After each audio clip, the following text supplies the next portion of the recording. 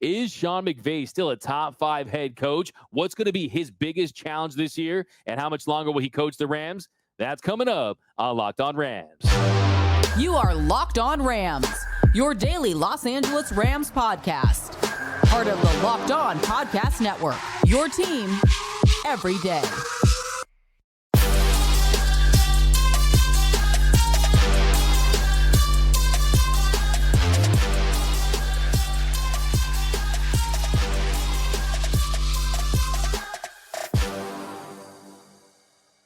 What is up, Ramily? Welcome to another edition of Locked On Rams. Thank you for making Locked On Rams your first listen every single day, free and available wherever you get your podcasts. We're also available over on YouTube, so check us out over there. Hit that subscribe button, hit that notification bell, and most importantly, drop your Rams takes down below. We want all your Rams takes down below in the comments section. My name is Doug McCain. You can follow me on Twitter and Instagram at DMac_LA. I've been covering LA sports for over a decade, the Lakers, the Dodgers, but now I'm covering the Rams for Locked On.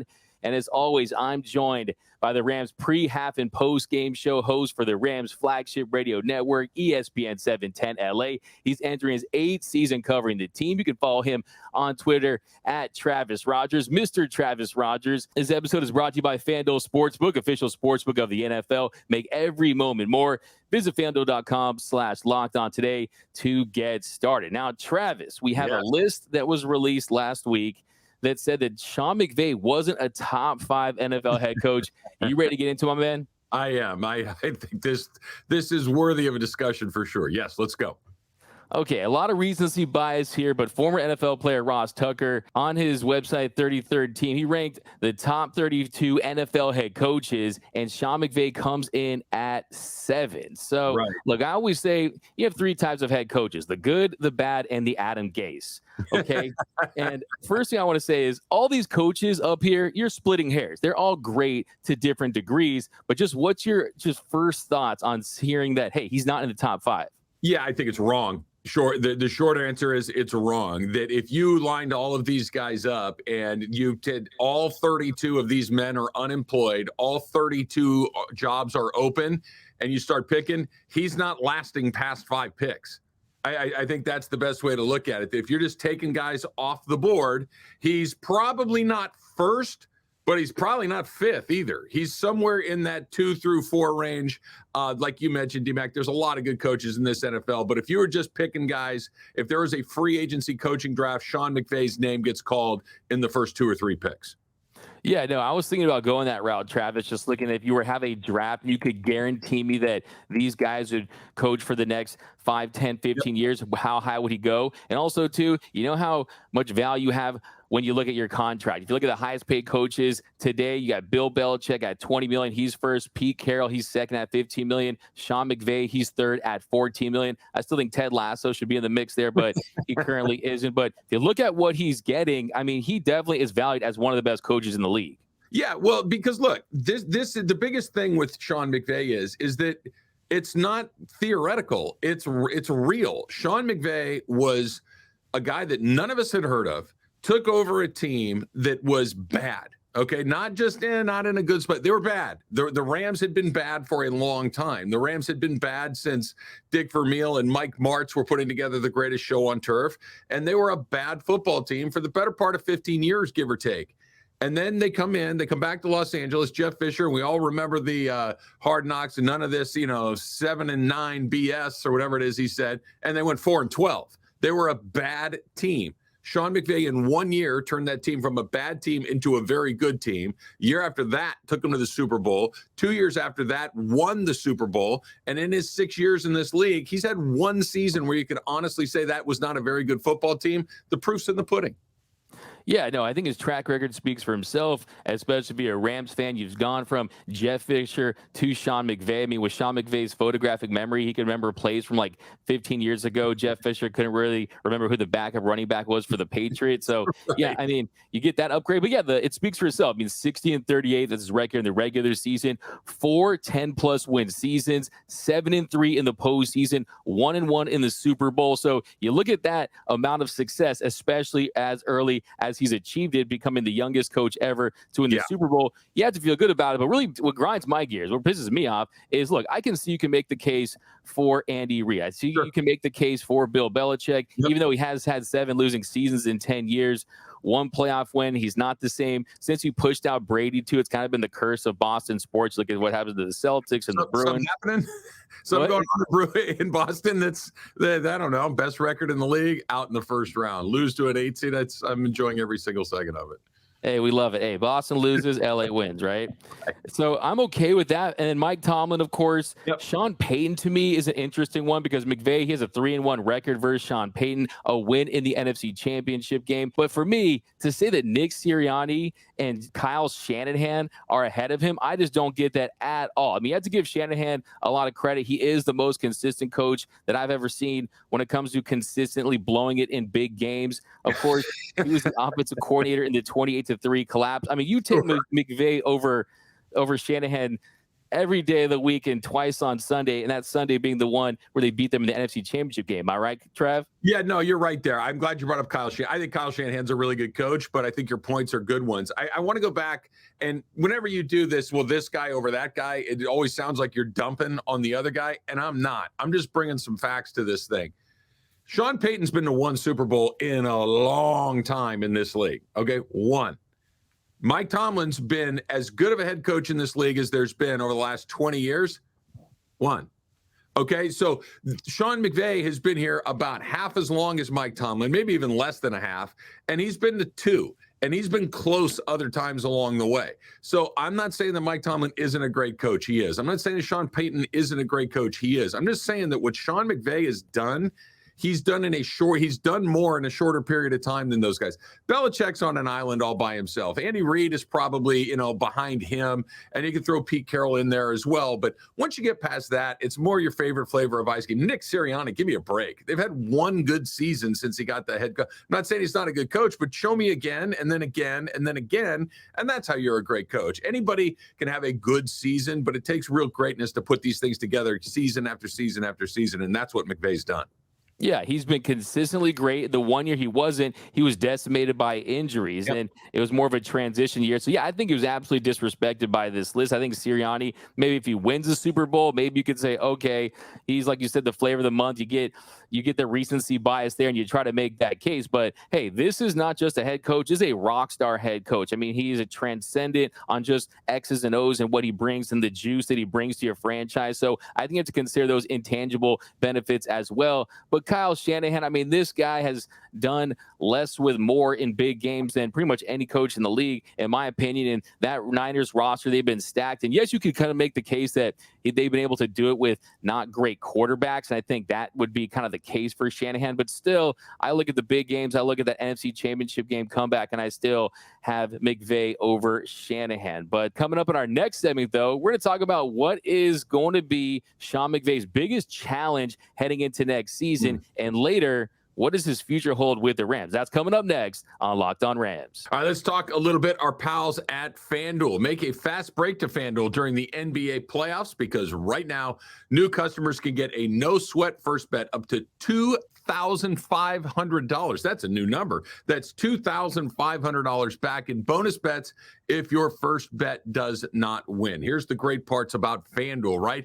Great promotions every single day. It is safe and secure. Just put that app on your phone and you are up and running in absolutely no time. And my favorite part, and probably going to be your favorite part, everybody's favorite part, we all love money, right? You get paid instantly. So there is no better place to bet all the playoff action than America's #1 sportsbook. And if you had Denver and Miami in the finals, A, I don't believe you, and B, congratulations on having a little clairvoyance right there. Visit FanDuel.com/lockedon and get a no-sweat first bet up to $2,500. That's FanDuel.com/lockedon. FanDuel, the official sports betting partner of the NBA. And welcome back to Locked On Rams. Thank you for making Locked On Rams your first listen every single day, free and available wherever you get your podcasts. Also, check us out over on YouTube. Hit that subscribe button, hit that notification bell, and let us know down below. Do you still believe that Sean McVay is a top 5 coach in this league? Let us know down below. Now, Trav, in the second segment, we're going to talk about what is going to be Sean McVay's biggest challenge this year, because we know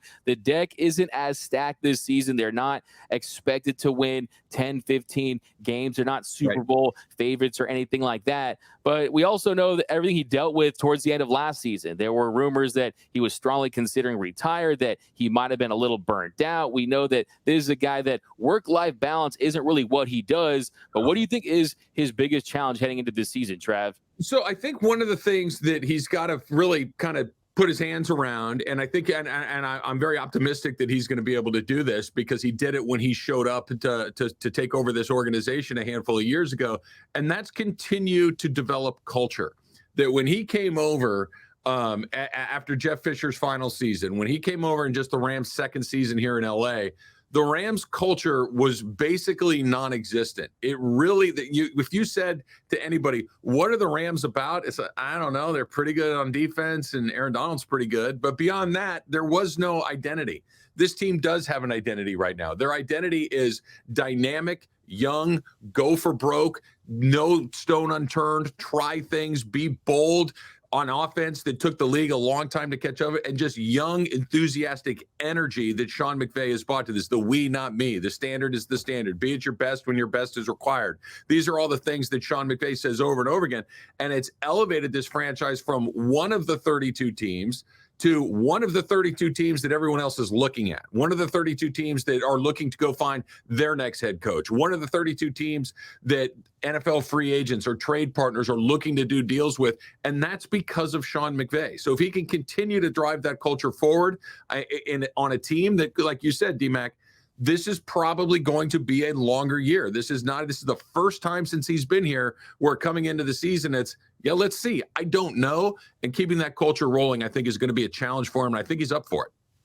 Yeah, no, I think absolutely. I think you look at the culture, you look at what he's instilled. We talked about Jeff Fisher, and he's a guy, I'm not effing going 7-9 or 8-8 and those kind of things and those kind of quotes. Well, you don't see that with Sean McVay. It's about the accountability. It's about putting in that work. And I think he's going to do just that. And I think he realizes that he has these guys, they're basically like clay, and he can mold them. A lot of rookies, a lot of young players, and also he has the benefit of having superstars that can help them lead the way too. I think really his biggest challenge, though, too, is just accepting that, hey, this is the process of reinventing yourselves. All these great coaches, the ones we mentioned earlier, the Tomlins, the Belichicks, the Reeds, I mean, you have to reinvent yourself. And look, I think he has to accept the fact, too, hey, let's not forget, you are a Super Bowl winning head coach. I mean, look, Sirianni, Shanahan, what do they not have? They don't have a Lombardi trophy. So they have more pressure on them. I think he needs to go into this year thinking, hey, you don't have that Super Bowl pressure. You can just enjoy this process of getting back to where you were. And really, I think hopefully this re-energizes and reinvigorates him. Yeah, I think that's a big part of it too, D-Mac, like you're talking about, that reinvigoration, that desire to continue to do this. Because look, you and I were not doing the pod together at the time, but at the end of the season, I thought he was gone for sure. You would have had my car, my house, and everything else. Like, I thought he was going to take some time away from this. Now, maybe he would have come back to the Rams. Maybe it would have been a season, like a little sabbatical situation or whatever. But looking at his face, having been around him a decent amount of time and knowing his energy, it just did not feel like that anymore. I think that he did come to a spot. I think that he comes to an understanding that, okay, this is Sean McVay 2.0 that we're starting this season, starting over, not just kind of taking what was there and retooling it, but really kind of building it from the ground up. I think his energy, his enthusiasm will be high. It's just the sort of guy he is. But I think you're right, just that vigor for the job, because Sean McVay is not, he's not going to Jeff Fisher it where he doesn't know the name of the other players on the other teams. He's not about that. And that takes a great amount of time, energy, and commitment. And he's still a young man. I think he's got it in him, but that he got as close to as he did of maybe taking some time away for it, I think is always going to be in the back of some Rams fans' minds thinking, okay, is this the year that he needs to take a break? Hopefully it's no time soon, but until we go a couple of seasons without that being the story, I always worry about it.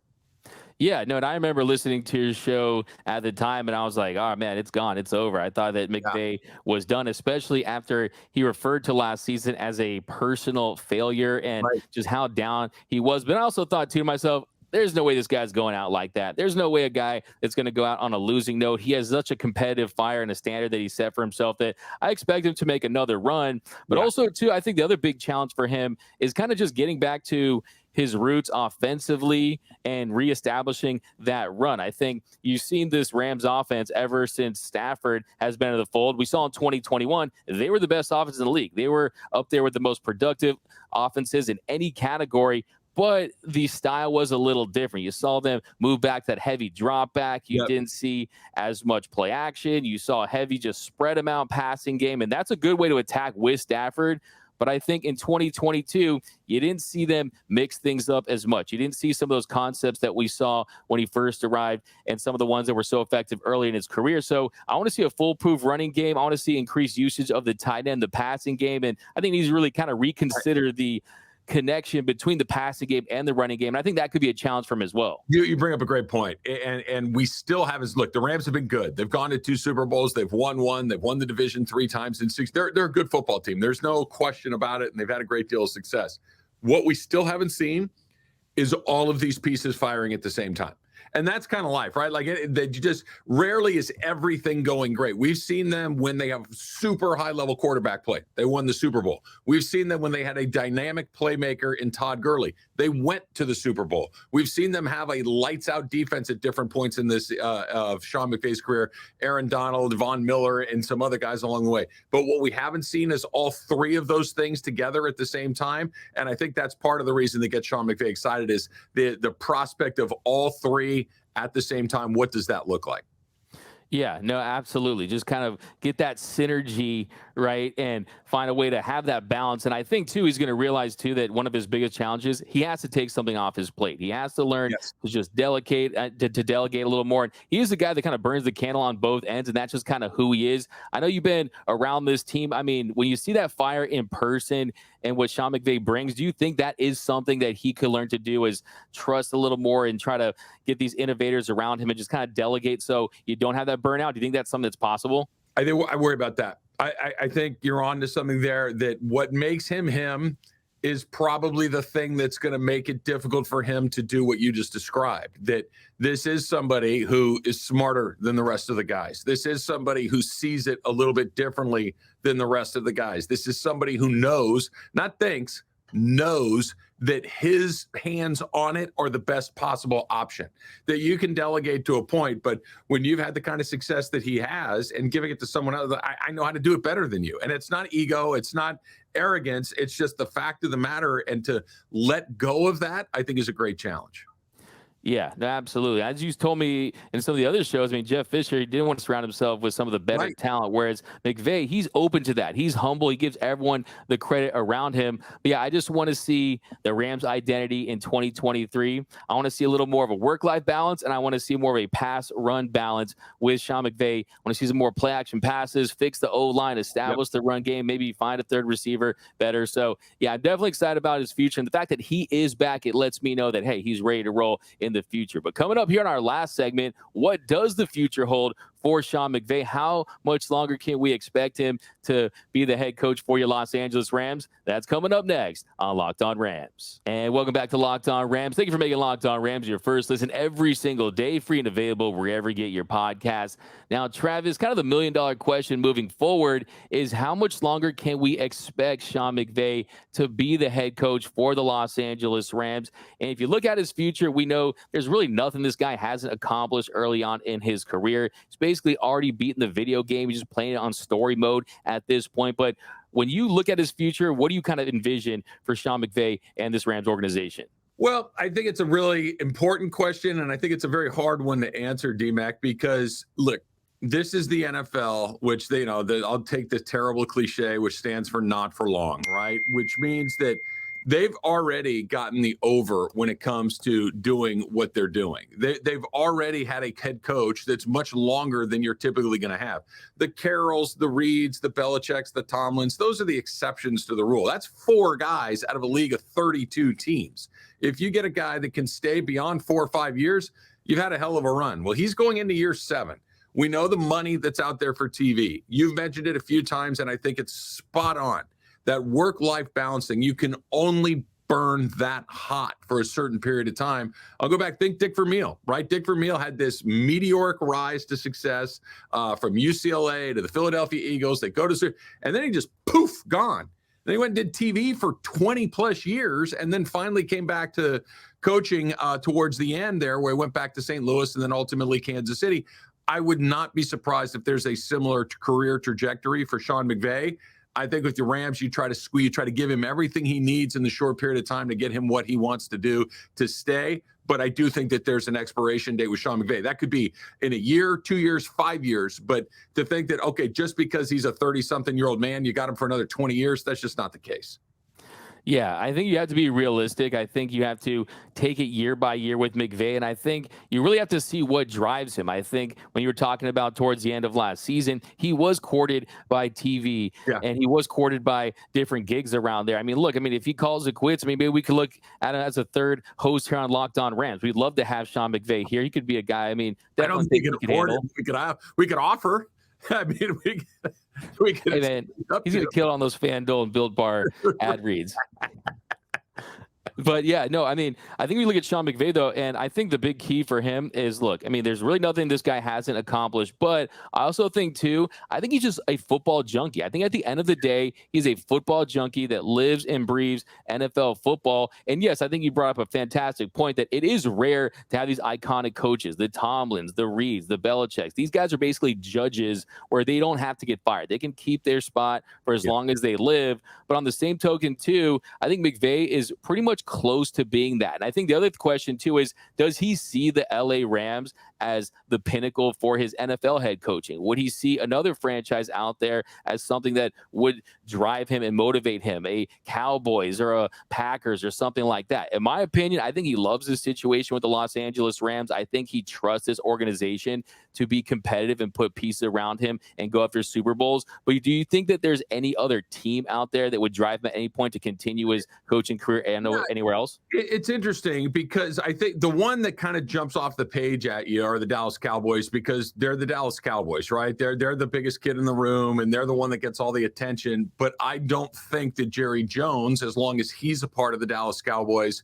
would ever let somebody that would come in that would take the shine off of him, right? And Sean McVay would certainly do that. I think that Stan Kroenke has built an environment where there are not a lot of other places for him to go, that you have at your disposal money, right? And not just money for you, but money for your staff, money for the stadium, money for players. If you need something, I will get it for you. You're in an environment, a literal environment in Los Angeles, where if he does have aspirations that involve television or anything else, and I'm not just saying that to go sit on a booth and call games or a set, but whatever it is he wants to do, that's all done right here. The NFL Network is all done right here. So the things that would most likely appeal to him, because I agree with you, Doug. He's a football guy, right? He may not be a head coach for the next 30 years, but he's going to do something in football for the rest of his life. And most of that stuff can be done right here. I think they've done the best possible job they can in making it as appealing as they can here. But, all it takes is, I wonder what it's like over there one time, and now you're looking for a new head coach. I do think that is a very, very future concern. I don't think it's something you're dealing with in the next couple of years, because he does need to prove I can do it again, right? I don't want to say everybody. A lot of guys have success, win a Super Bowl, and then it kind of goes like the guys that can win more than one. You're in a totally different category. That is an echelon that there are not very many guys of, and I think that he wants to be one of those guys. Yeah, no, I agree 100%. I think in my bones, too, I think he views his Rams franchise as his baby, right? He's a guy who comes in here in L.A. They really hadn't reestablished anything. He leads them to 2 Super Bowls, winning 1 Super Bowl, and I think he kind of feels that way. There's always those comparisons out there to John Madden, and I don't think we're going to see a video game called McVay or anything like that, but I do think it's really interesting. Too complicated. The McVay video game would be impossible. You'd have to be a rocket scientist. Yeah, it'd be like on all McVay mode from the very beginning. It'd be like way too challenging. And I agree with that, but I do think he's in it for the long haul, and I don't think he's going to leave the Rams at any time soon. I think he wants to make another run at it, and then we'll take it from there. But I think you make the best point. Everyone says, the Cowboys one day. He would not want to go and have to argue with Jerry Jones about personnel issues. And also, you look at Kroenke, you look at this Rams organization, they understand the competition in this city, and they're going to provide him all the resources, all the ingredients to go out there and win more Super Bowls. And I think that he can become another iconic figure in this town, and he truly is a rock star. So I agree with you. I think that he's going to be here for quite some time. Only way I think he leaves is if the burnout becomes too extreme, maybe you see, like you mentioned too, the NFL, you're hired to get fired, right? They'll never get fired because of the mutual respect, but I still believe that he has some more Super Bowls in him. But that's going to do it for this episode of Locked On Rams. And let us know down below in the comment section, do you think that Sean McVay is a top 5 coach in this league? Me, I think he's top 2, not 2, in the words of Drake. But let me know down below. My name is Doug McCain. You can follow me on Twitter and Instagram at DMAC_LA. And that man to your right is Mr. Travis Rogers. You can follow him on Twitter at Travis Rogers. And until next time, whose house? It's Locked On Rams house.